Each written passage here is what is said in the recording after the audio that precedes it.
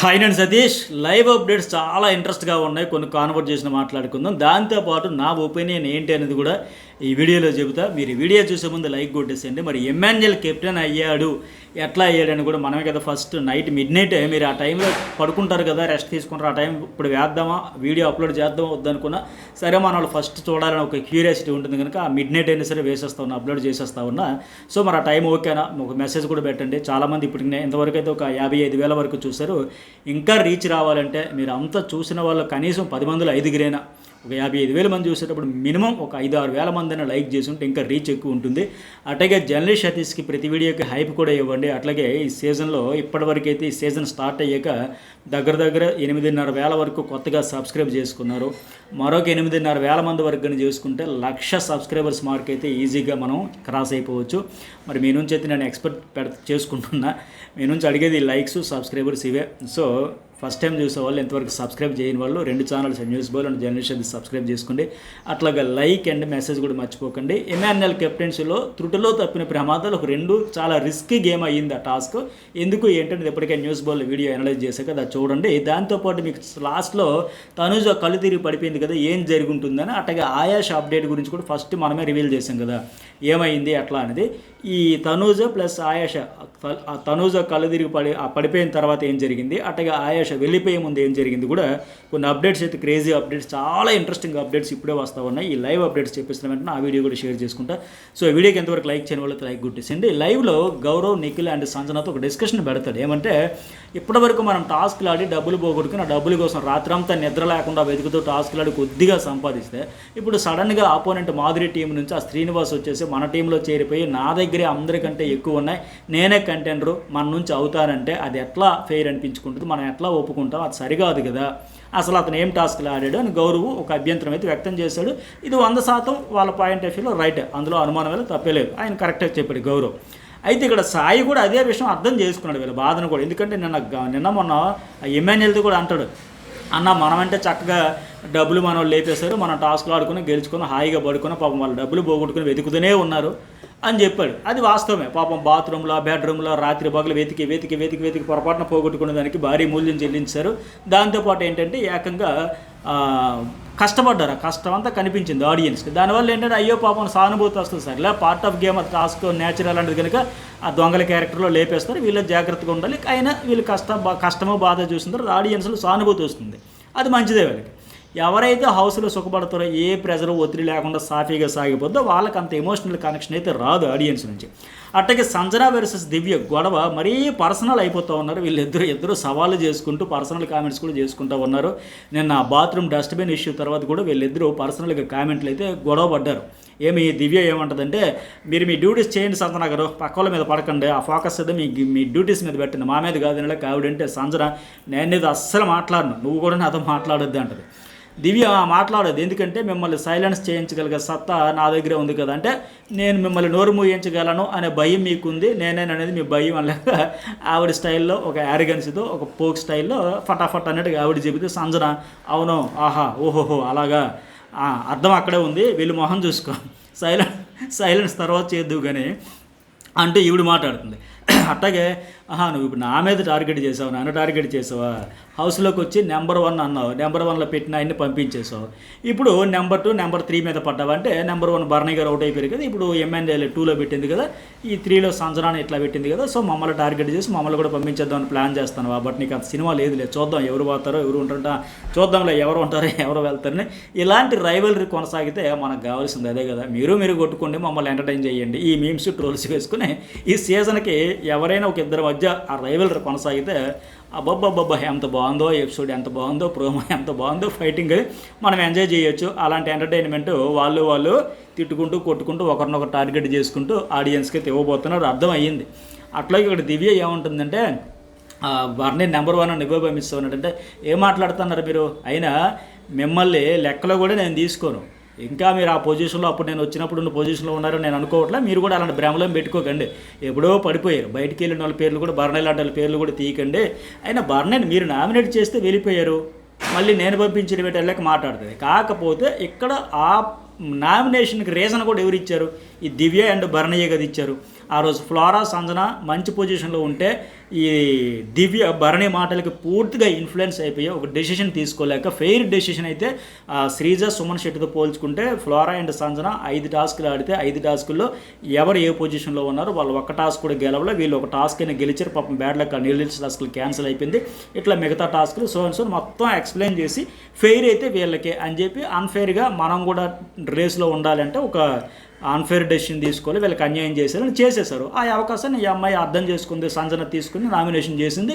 Audience కూడా భరణి వెళ్ళిపోవడానికి reason విసిరడం, demon దోసాడు, రకరకాలుగా సేఫ్ గేమ్ ఆడుకుని రావడం, ఇవన్నీ కర్ణుడి చావుకి 1,00,000 కారణాలు అన్నట్టుగా అట్లా అన్నీ వచ్చింది. అయితే ఈ పాటలో సంజన చెప్పేసి నామినేషన్ చేసి ఊరికే చెప్పలేదు కదా, పాయింట్ లేకుండా సోది పాయింట్ అయితే చెప్పలేదు, వ్యాలిడ్ పాయింట్లో చెప్పింది. ఆడియన్స్ కూడా పాయింట్తో కనెక్ట్ అయ్యారు, కన్విన్స్ అయ్యారు, ఆ రకంగా వెళ్ళిపోయింది.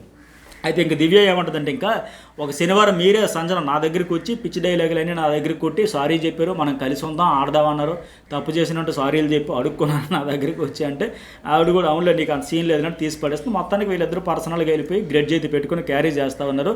అది సీజన్ అంతా రచ్చస్య.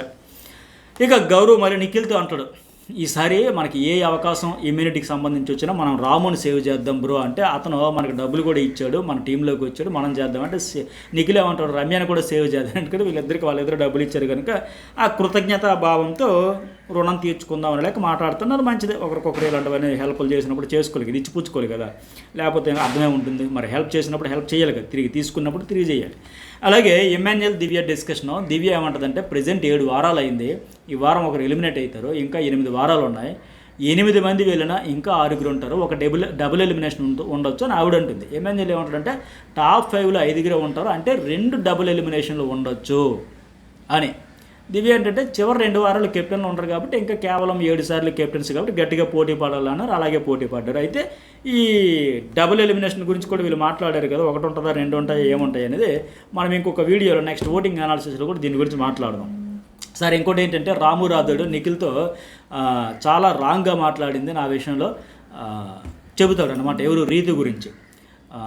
రీతు ఏమో నా విషయంలో చాలా దారుణంగా మాట్లాడిందన్న, నేను చాలా బాధపడ్డానన్న నిఖిల్తో చెబుతూ ఉంటాడు. ఎందుకంటే మన చెప్పులు టాస్క్ అయ్యింది కదా, నేను అంటించలేకపోయాను కదా, రాము రాథోడ్ వచ్చి ఇలా చెప్పి విసరబోతే అతుక్కోలేదు కదా, ఆయన ఏమన్నాడు కావాలని నేను పెట్టలేదు మీరు గెలవాలని అంటూ సరదాగా వాళ్ళతో అన్నాను. దాంతో రీతు అలా అన్నోళ్ళని చెప్పు తీసి కొట్టాలంటూ చాలా రాంగ్గా మాట్లాడిందన్న. ఆ మాట నేను విన్నాను, నాకు సర్రన కాలింది. తర్వాత అడిగాను, కావాలనే నన్ను డబ్బులు అడిగితే ఆమెకి ఇవ్వలేదని, కావాలని అలా కక్షతో మాట్లాడుతుంది, నన్ను వాంటెడ్ టార్గెట్ చేస్తుంది అని చెబుతాడు. ఓకే, అతను సరదా కోసమన్నా కావాలని చేసినా ఎట్లా చేసినా ఆవిడైతే చెప్పుతో కొట్టాలి అనేది అనకూడదు. ఖచ్చితంగా ఒకవేళ రాము అబ్జెక్షన్ వ్యక్తం చేస్తే వీకెండ్లో నాగార్జున గారు అడుగుతారు, లేదంటే ఆయన కూడా అలా అనకూడదు కదమ్మా, తప్పు కదని ఖచ్చితంగా క్లాస్ పీకొచ్చి అలా అనుకుండా ఉండాల్సిందే. ఒకవేళ ఆయన ఇష్టం అది ఆయన చేస్తే చేస్తారు. ఈ స్ట్రాటజీ, ఈ టాస్కే దొంగల టాస్క్. దొంగలు కాకపోతే నేరాలు ఘోరాలు చేయకపోతే మానవత్వం, సౌభ్రతత్వం, నీతి నియమాలు ఇవన్నీ పాటిస్తారంటే చేసినా చేస్తాడు, పార్ట్ ఆఫ్ గేమ్. మరి ఈ అమ్మాయి నిన్న పానీపూరి కోసం వచ్చాను వెళ్ళానని చాలా నాకు అవకాశం తక్కన ఇలా రెడ్ క్లాత్ తీసి పడేసి వచ్చి చక్కగా తిని మళ్ళీ వెళ్ళాననింది కదా, ఎందుకంటే టాస్క్ నేచర్ క్యారెక్టర్స్ అట్లాంటివి అని చెప్పినప్పుడు ఆయన కూడా చేయొచ్చు. బట్ ఆయన అప్పటికీ నేను సరదాగా అన్నా ఊరికే, బట్ ఆవిడ అనిందంటే తప్పు. రీతు చౌదరి అట్లా అనకుండా ఉండాల్సిందే.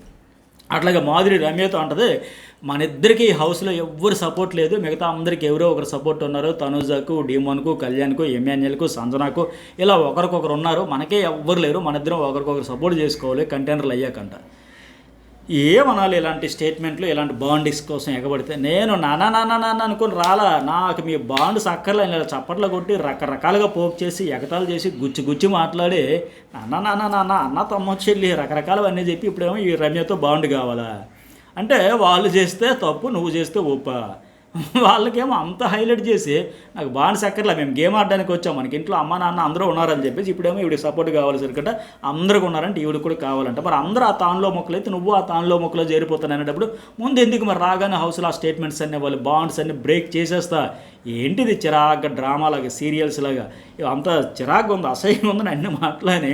అందుకే బిగ్ బాస్లో ఒక మాట అనేటప్పుడు 105 రోజులు మర్చిపోతారు అనుకోండి, కాదనట్లే, కానీ గుర్తుపెట్టుకోవాలి. ఒక స్టాండ్ తీసుకున్నామంటే ఆ స్టాండ్కి స్టిక్ అని అయ్యి ఉండాలి. పైగా ఇప్పుడు అందరికీ బాండ్ సొందాలని ఈవిడ కూడా ఇప్పుడు మాట్లాడితే తనుజతో కసురునా తిట్టినా చిరాగబడినా కోపడినా ఏదబడినా తానా అంటే తందానన్నట్టే ఉంది కదా, ఆవిడతో బాండ్ కోసం మెయింటైన్ చేస్తుంది కదా. అంటే ఇంకా అలా ఒక పెద్ద ఫ్యామిలీని క్రియేట్ చేసుకుందామని ట్రై చేస్తుందేమో. అయితే శ్రీనివాస్ అడుగుతాడు, ఎందుకు అలా ఉంటుందంటే రమ్య ఏమో నాకు తెలియదు, పిలిచింది, కూర్చోబెట్టింది, చెబుతుంది, విన్నాను, నేను ఒక్క మాట కూడా మాట్లాడలేదు. నేను ఇక్కడికి వచ్చాక తెలుసుకునేది ఏంటంటే మనం ఏమీ మాట్లాడకుండా సైలెంట్గా ఉండాలని. నాకు అనిపించింది సుమన్ శెట్టి ఇన్స్పిరేషన్ ఏమో సైలెంట్గా ఉండే ఓట్లు పడుతుందంటే ఆయనకి ఏదో మరి నిజంగా బయట ఏం సెటప్ చేశాడో నిజంగా ఫ్యాన్స్ మిరాకిలే ఈ సీజన్లో కదా ఆయన ఇచ్చే కంటెంట్కి దానికి సైలెంట్గా ఉంటే బయటకు వచ్చేస్తారమ్మ రమ్య. అందుకే ఈ వారం డేంజర్లో ఉన్నారు. రైటో రాంగో స్టాండ్ తీసుకొని ఒక సిచ్యువేషన్ వచ్చినప్పుడు మాట్లాడాలి, ఓపెన్ అవ్వాలి. అలాంటప్పుడు చెప్పొచ్చు టక్మాన, నువ్వే కదా బాండ్స్ బ్రేక్ చేసేది తొక్క తోటకురన్నా మళ్ళీ నాకు బాగుండు నీకు బాగుండు అంటున్నామంటే జమ్ము లేచేది ఆ పిల్ల రమ్య గ్రాఫ్. ఈ అమ్మాయి పర్ఫెక్ట్ స్టాండ్ మీద ఉందని. నేను సైలెంట్గా ఉన్నాను, సైలెంట్గా ఉంటానంటే బయటకు వచ్చేయాల్సి ఉంటుంది. ఇక రీతు డీమోన్ గోల, ట్రాక్ గోల మళ్ళీ మొదలైంది. డీమోన్ ఏమో నేను చాలాసార్లు పిలిచాను, నాతో డ్యాన్స్ చేయమన్నా చేయట్లేదు, నువ్వు నాతో కలవట్లేదు, ఏమైంది నీకు, ఎందుకు హర్ట్ అయ్యావు అని ఆయన. ఈ అమ్మాయి ఏమో నువ్వే అన్నావు కదా నీకు నచ్చినప్పుడు వెళ్ళమని, నేను వెళ్ళాను, నీకు అదే అన్నాను, అంతే, నువ్వు పిలిస్తే నేను రాకపోవడం ఏమీ లేదని మళ్ళీ మొదలుపెట్టారు. నిన్న కూడా అంత గొడవ పడ్డారు. వెంటనే బాత్రూమ్ దగ్గరికి వెళ్ళి ఆయన ఏడ్చారని ఎమ్మెల్యేలు కామెడీ చేయడం, ఈ అమ్మాయి వచ్చి హగ్ ఇవ్వడం. మళ్ళీ ఆ డీమంతా డిస్కషన్ తర్వాత కూడా రీతు బోర్ని ఏడ్చింది. చనిపోయిన వాళ్ళ నాన్న గుర్తు వస్తున్నారంటే ఏడుస్తుంది, ఎమోషన్ అవుతుంది. గట్టిగా ఆడతాను, ఇక్కడ నుంచి వాళ్ళ అమ్మతో కూడా మాట్లాడుతుంది కెమెరాలతో చెప్పి, ఇక్కడ నుంచి ఆడతాను, ప్రూవ్ చేసుకుంటానని.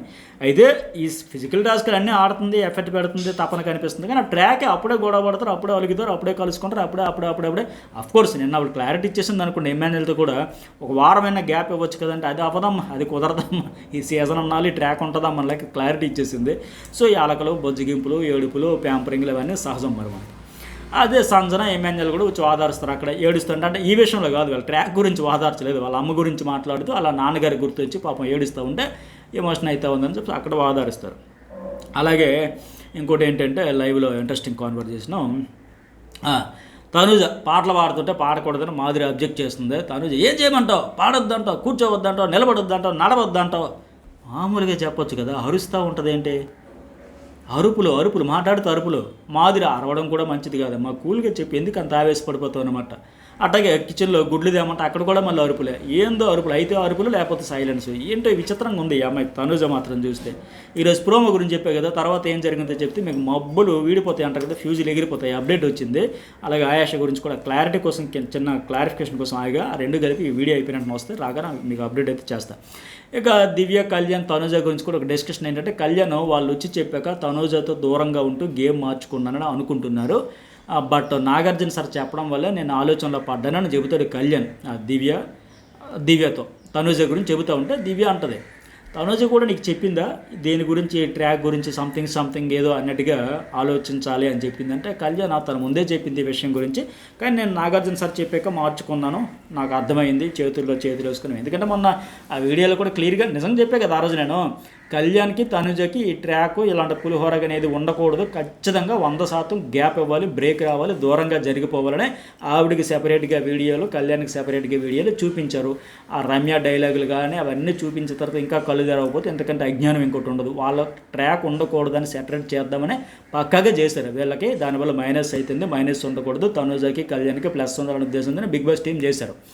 మరి అట్లాగా చేసేటప్పుడు నిజంగా పాపం రీతు అండ్ డీమన్ కూడా చెప్పాలి కదా, మీ ఆట కూడా బిస్కెట్ అయిపోతుంది, మీ ట్రాక్ ఎందుకని ఇద్దరికి కలిపి అక్కడ సినిమా చూపించారు 70mm. వీళ్ళకి సెపరేట్గా హోమ్ థియేటర్లో చూపించారు.